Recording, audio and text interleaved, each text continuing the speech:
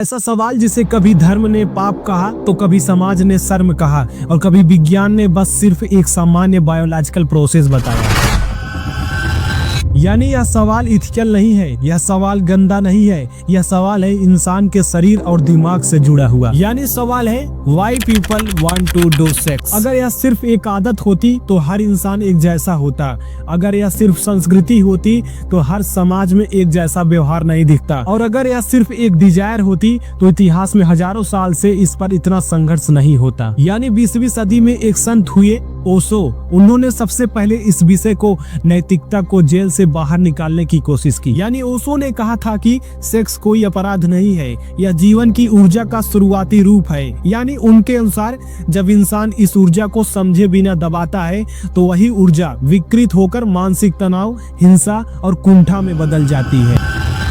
Because sex is the most significant force in you.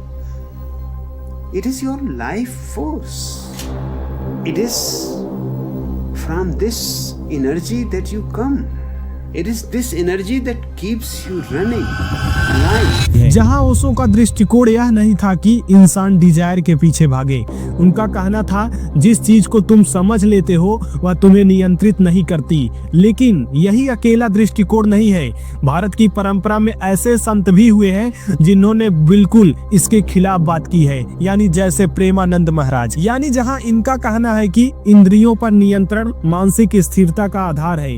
यानी इनके अनुसार अगर इच्छा को खुला छोड़ दिया जाए तो वह धीरे धीरे आदत बन जाती है और आदत इंसान को कमजोर करती है। यानी यहाँ दो विचार आमने सामने खड़े हैं। एक विचार का कहना है कि इसे समझो, जबकि वही दूसरे विचार का कहना है कि इस चीज को साधो। लेकिन सवाल यह है कि इन दोनों के बीच आखिरकार विज्ञान कहाँ खड़ा है।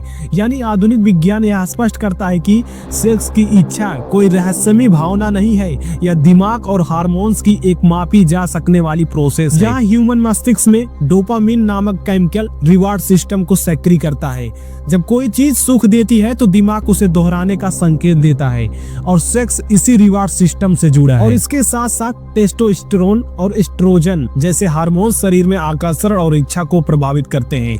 यानी यह हार्मोन्स नैतिकता नहीं समझते, यह समाज नहीं देखते, यह सिर्फ बायोलॉजिकल संकेतों पर काम करते हैं। और यही कारण है कि दुनिया के हर समाज में, हर संस्कृति में, हर धर्म के लोगों में डिजायर ऑफ सेक्स पाई जाती है। लेकिन अब यहाँ एक इम्पोर्टेंट फैक्ट यह सामने आता है कि अगर यह डिजायर सिर्फ हार्मोन्स की वजह से होती तो फिर कुछ लोग इसे नियंत्रित कैसे कर लेते हैं। यानी यहीं पर विज्ञान एक और परत खोलता है। यानी रिसर्च बताती है कि नियमित रूप से शारीरिक व्यायाम दिमाग के रसायनों को संतुलित करता है। एक्सरसाइज से डोपामिन और सेरोटोनिन स्थिर स्तर पर रहते हैं, जिससे इच्छा बेकाबू नहीं होती। यानी जिस बात को कुछ संत संयम कहते हैं तो विज्ञान उसे न्यूरोकेमिकल बैलेंस कहता है।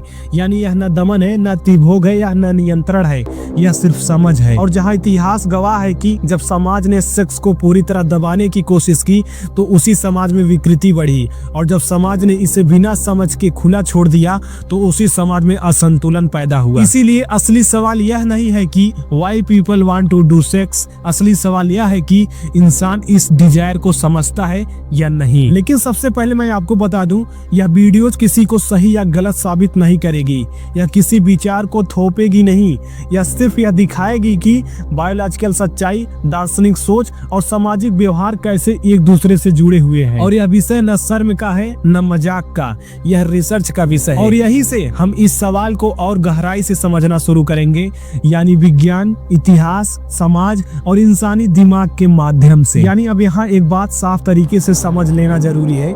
यानी इस वीडियो में हम किसी एक सोच को सही या गलत साबित नहीं करेंगे, क्योंकि यह सवाल इतना छोटा नहीं है कि इसे एक ही नजरिए से देखा जा सके। इसलिए आगे हम इस विषय को एक नहीं, दो नहीं, बल्कि कई अलग अलग नजरों से देखेंगे। जहां सबसे पहले हम यह समझेंगे कि आखिरकार इस पर विज्ञान क्या कहता है। यानी इंसान के दिमाग में असल में होता क्या है, हार्मोन्स कैसे काम करते हैं और क्यों यह एक उम्र में यह डिजायर ज्यादा तेज हो जाती है। यानी इसके बाद हम इंसानी दिमाग से थोड़ा आगे बढ़ेंगे और फिर इनके मन की बात करेंगे, यानी साइकोलॉजिकल टर्म से। आखिरकार क्यों एक ही चीज कुछ लोगों के लिए सामान्य रहती है और कुछ लोगों के लिए आदत बन जाती है।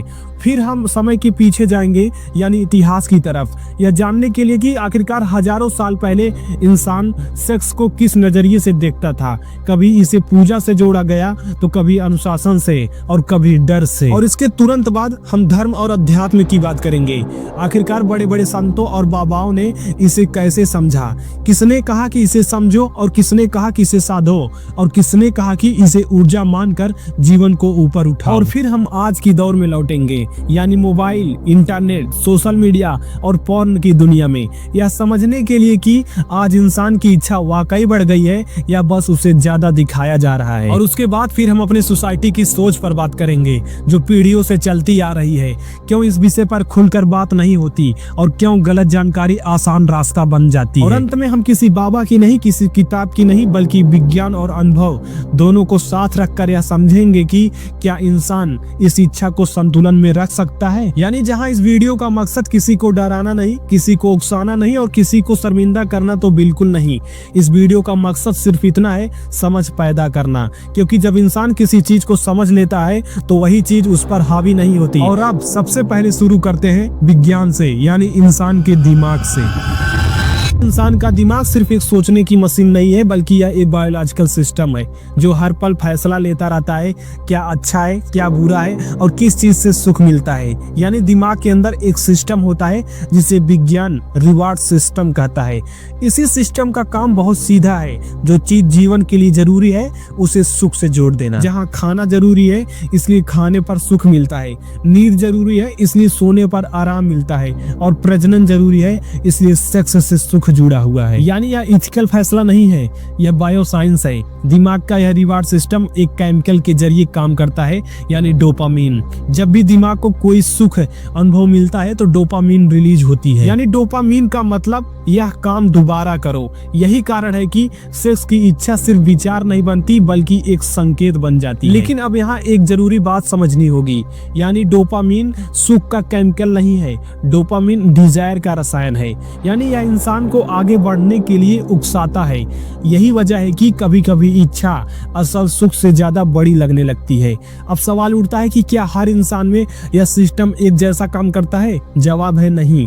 यहाँ आते हैं हार्मोन्स, यानी मेल में टेस्टोस्टेरोन और महिलाओं में एस्ट्रोजन और प्रोजेस्टेरोन। यानी जहाँ रिसर्च बताती है कि जब टेस्टोस्टेरोन का स्तर बढ़ता है तो आकर्षण और यौन इच्छा स्वाभाविक रूप से बढ़ती है। और यही कारण है कि किशोर अवस्था और युवा अवस्था में सेक्स डिजायर ज्यादा तीव्र होती है। जहाँ यह कोई चरित्र की कमजोरी नहीं है बल्कि यह शरीर का एक चरण है। अब एक सवाल और उठता है, अगर यह सब बायोलॉजिकल है तो फिर कुछ लोग इसे संभाल क्यों पाते हैं और कुछ लोग क्यों नहीं? अब यहाँ विज्ञान दिमाग की एक और परत खोलता है, यानी कहता है कि इंसान के दिमाग में एक हिस्सा होता है प्रीफ्रोंटल कॉर्टेक्स। जिन लोगों में यह हिस्सा ज्यादा सक्रिय रहता है वे इच्छाओं को समझ पाते हैं और जिन लोगों में यह हिस्सा कमजोर पड़ जाता है वे तत्कालीन सुख के पीछे भागने लगते हैं। और यही वजह है कि एक ही उम्र एक ही माहौल में बढ़े दो लोग अलग अलग व्यवहार करते हैं। यानी अब इस बात से साफ कहा जा सकता है कि सेक्स डिजायर न तो अच्छी है न बुरी, यह एक बायोलॉजिकल संकेत है। अच्छा या बुरा तब बनता है जब इंसान इस संकेत पर बिना समझे प्रतिक्रिया करता है। अब दूसरी टर्म्स मनोविज्ञान यानी साइकोलॉजिकल की बात आती है, जिसका कहना है कि दिमाग जिस चीज से बार बार सुख जोड़ लेता है वही चीज आदत बनने लगती है और यही से इच्छा और आदत के बीच की रेखा धुंधली हो जाती है। यानी इच्छा आती है और चली जाती है लेकिन आदत दिमाग में रास्ता बना लेती है। और आज मॉडर्न समय में यह प्रोसेस और तेज हो गई है क्योंकि आज दिमाग को असली अनुभव से पहले वर्चुअल एक्साइटमेंट मिल जाती है। यानी पोर्न, रील्स, सोशल मीडिया ये सब डोपामीन केमिकल्स को बार बार बढ़ावा देते हैं। यानी रिसर्च बताती है कि लगातार तेज एक्साइटमेंट से दिमाग को सामान्य सुख से असंतुष्ट बना देती है। और यही कारण है कि कुछ लोग कहते हैं कि मन नहीं भरता, असल में मन नहीं, डोपामीन सिस्टम असंतुलित हो जाता है। और अब यहाँ एक बहुत बड़ा इंपॉर्टेंट रोल आती है एक्सरसाइज और जीवन शैली की। यानी साइंस रिसर्च में पाया गया कि नियमित व्यायाम डोपामीन और सेरोटीन जैसे केमिकल्स को दोनों को संतुलित करता है। यानी जो काम कुछ लोग तपस्या और संयम से करते हैं, विज्ञान उसे लाइफस्टाइल बैलेंस कहता है। इसीलिए जब संत कहते हैं शरीर को साधो, तो विज्ञान कहता है न्यूरोकेमिस्ट्री को बैलेंस करो। यानी दोनों की भाषा अलग है लेकिन इशारा एक ही तरफ है। यानी अब यहाँ से हम एक कदम और आगे बढ़ेंगे और जहाँ देखेंगे कि आखिरकार इतिहास में समाज ने सेक्स को किस किस रूप में देखा है। यानी कभी पूजा के रूप में, तो कभी अनुशासन के रूप में, और कभी अपराध के रूप में। और यह समझेंगे कि आज की उलझन नई नहीं है, बस अपना रूप बदला है। जहाँ अब इसे समझने के लिए दिमाग से बाहर निकलकर समय के साथ चलना जरूरी है, क्योंकि इंसान का शरीर भले आज जैसा है लेकिन समाज की सोच हमेशा एक जैसी नहीं रही। अगर हम इतिहास के पीछे जाएं तो पाएंगे कि सेक्स को हमेशा शर्म या अपराध नहीं माना गया। यानी कई प्राचीन सभ्यताओं में सेक्स को जीवन की स्वाभाविक प्रक्रिया माना गया, ना इसे छुपाया गया, ना उस पर ज्यादा शोर मचाया गया। यानी प्राचीन भारत में सेक्स को जीवन के 4 चरणों में से एक चरण से जोड़ा गया, यानी गृहस्थ जीवन से, जहाँ काम, अर्थ और धर्म तीनों के बीच संतुलन की बात थी। जहाँ काम का मतलब भोग नहीं था, काम का मतलब था इच्छा को जीवन के ढांचे में जगह देना। इसी सोच से काम शास्त्र जैसे ग्रंथ आए, जिनका उद्देश्य एक्साइटमेंट फैलाना नहीं था, बल्कि यह समझना था कि इंसान की इच्छाएं कैसे काम करती हैं। लेकिन जैसे जैसे सभ्यताएं बदली, सत्ता और नियंत्रण समाज का हिस्सा बने, वैसे वैसे सेक्स की परिभाषा भी बदली। और कई समाजों में सेक्स को नियंत्रण का माध्यम बनाया गया, क्योंकि जिस चीज पर इंसान को शर्म महसूस हो उसे नियंत्रित करना आसान होता है। यहीं से धर्म और सत्ता एक साथ चलने लगे। यानी कुछ परंपराओं ने कहा इच्छा बुरी है, तो कुछ ने कहा इच्छा खतरनाक है, और कुछ ने कहा कि इच्छा को पूरी तरह दबा देना चाहिए। लेकिन इतिहास गवाह है कि जहाँ जहाँ इच्छा को पूरी तरह दबाने की कोशिश की गई, वहाँ 2 चीजें साथ साथ बढ़ी, एक पाखंड और विकृति। यानी बाहर संयम, अंदर संघर्ष। लेकिन इसका यह मतलब भी नहीं कि हर समाज सेक्स को खुला छोड़कर संतुलित बना रहा। लेकिन कुछ सभ्यताओं में जहाँ भोग को अंतिम लक्ष्य बना दिया गया, वहाँ सामाजिक अस्थिरता बढ़ी, परिवार टूटे और रिलेशन कमजोर पड़े। यानी इतिहास एक ही बात बार बार बताता है कि अति, चाहे दमन की हो या भोग की, दोनों ही असंतुलन लाती है।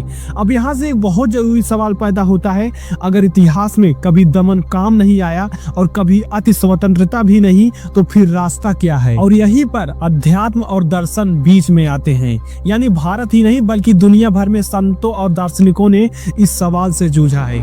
कुछ ने कहा कि इच्छा को समझो, कुछ ने कहा इच्छा को साधो, और कुछ ने कहा कि इच्छा को ऊर्जा के रूप में देखो। और यहीं पर ओशो जैसे विचारक सामने आते हैं, जो कहते हैं कि जिस चीज को तुम अंधे होकर दबाते हो, वह भीतर और जोर से उगती है। यानी उनका तर्क यह था कि अज्ञान सबसे बड़ा खतरा है। समझ नहीं होने पर इच्छा या तो विस्फोट बनती है या बीमारी। वहीं दूसरी तरफ परंपरागत संतों की धारा है, जो कहती है इंद्रिय संयम बिना समझ के नहीं बल्कि अनुशासन के साथ होना चाहिए। यानी उनका मानना है कि अगर इंसान हर संकेत के पीछे भागे तो उसका मन कभी स्थिर नहीं रह पाएगा। यह टकराव नया नहीं है, यह सदियों पुराना है। असल में यह टकराव सेक्स का नहीं, मानव नियंत्रण का है। यानी अब जब हम इतिहास और दर्शन दोनों को देख चुके हैं, तो हमें यह समझ में आता है कि समस्या सेक्स नहीं, समस्या है समझ की कमी और संतुलन की अनुपस्थिति की। यानी अब यहाँ से अगर हम सीधे आज की दौर में कदम रखें, तो हमें यह समझ में आता है कि इंसान के सामने पहली बार इतना ज्यादा दृश्य, इतनी ज्यादा एक्साइटमेंट और इतना ज्यादा विकल्प एक साथ मौजूद है। और यहीं से कहानी और जटिल हो जाती है। यानी आज के दौर में एक ऐसे समय में जहां इंसान के सामने पहली बार इतनी ज्यादा जानकारी नहीं बल्कि इतनी ज्यादा एक्साइटमेंट मौजूद है। यानी पहले के समाज में सेक्स एक अनुभव था, आज के समाज में सेक्स एक कंटेंट बन चुका है। और जब कोई चीज कंटेंट बन जाती है तो वह दिमाग पर अलग तरीके से असर करती है। जहां मॉडर्न साइंस बताता है कि हमारा दिमाग असली और नकली अनुभव में तुरंत फर्क नहीं कर पाता, दिमाग सिर्फ एक्साइटमेंट को पहचानता है। यानी जब इंसान बार बार तेज एक्साइटमेंट वाला दृश्य देखता है तो दिमाग का डोपामिन सिस्टम असामान्य रूप से सक्रिय हो जाता है। यानी रिसर्च बताती है कि लगातार पोर्न देखने से दिमाग का रिवार्ड सिस्टम धीरे धीरे सामान्य सुख के प्रति कम संवेदनशील हो जाता है। यानी जो चीज पहले सामान्य लगती थी वह अब पर्याप्त नहीं लगती। यह प्रक्रिया नशे जैसे नहीं लेकिन नशे जैसी ही होती है। और यही कारण है कि कुछ लोग कहते हैं अब वैसा महसूस नहीं होता। असल में समस्या डिजायर की नहीं, एक्साइटमेंट की अधिकता की होती है। और अब यहाँ एक और बड़ा बदलाव हुआ, यानी पहले इच्छा निजी होती थी, आज इच्छा की तुलना होने लगी है। सोशल मीडिया, रील्स, फिल्टर, शरीर और परफेक्ट छवियां, ये सब दिमाग को लगातार तुलना में डालते हैं। मनोविज्ञान कहता है कि तुलना इच्छा को नहीं बल्कि असंतोष को जन्म देती है। जब इंसान बार बार आदर्श छवियां देखता है तो वह अपने अनुभव को कम समझने लगता है, और यहीं से एक नई समस्या पैदा होती है, प्रदर्शन का दबाव। यानी रिसर्च बताती है कि युवा पीढ़ी में यौन चिंता पहले से ज्यादा बढ़ी है। हालांकि जानकारी पहले से ज्यादा है, लेकिन यह प्रॉब्लम इस बात का सबूत है कि जानकारी और समझ एक ही चीज नहीं होती। तो अब आप खुद से एक सवाल पूछिए, क्या यह इच्छा कोई अपराध है या यह सिर्फ मानव जीवन की एक सच्चाई है? हमने देखा विज्ञान क्या कहता है, इतिहास क्या दिखाता है, संत और दार्शनिक क्या कहते हैं, और आज का समाज कैसे इसे समझता है। हमने अलग अलग तरीके से इसे देखा, लेकिन एक बात साफ है, इच्छा पर शासन करना आसान नहीं, लेकिन समझना और संतुलन बनाना संभव है।